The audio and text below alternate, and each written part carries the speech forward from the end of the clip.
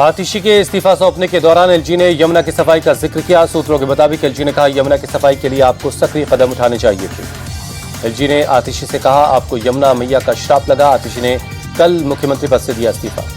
दिल्ली के नए सीएम को चुनने के लिए बीजेपी में बैठकों का दौर जारी। नेताओं के साथ आलाकमान कर रहा है मंथन।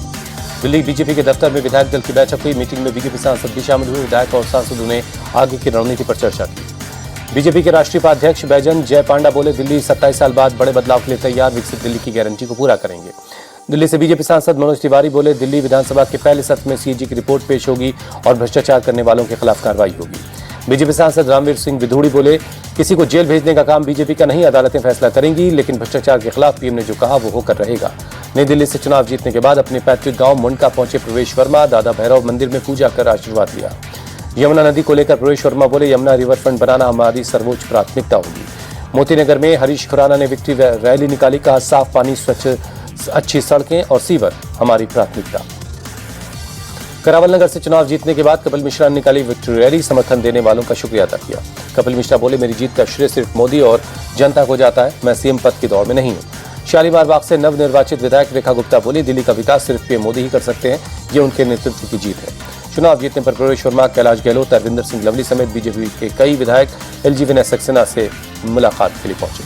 कालकाजी से चुनाव हारने वाली कांग्रेस उम्मीदवार अलका लांबा बोली, कांग्रेस ने बेहतर प्रदर्शन किया, सबसे बड़ा नुकसान आपको हुआ।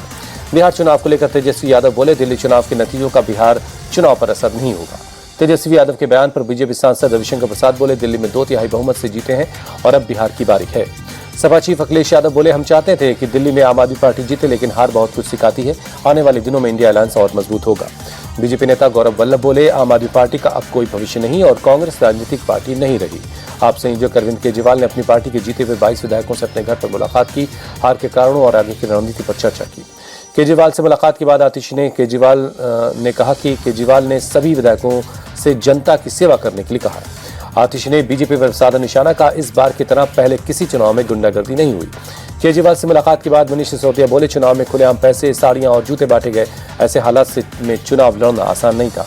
आप नेता अमानतुल्लाह खान बोले, कांग्रेस और एआईएमआईएम ने जीतने के लिए चुनाव नहीं लड़ा था, इन दोनों की वजह से बीजेपी जीती है। समाजसेवी अन्ना हजारे बोले, अरविंद केजरीवाल की सबसे बड़ी गलती है, उन्होंने शराब के लाइसेंस बांटे।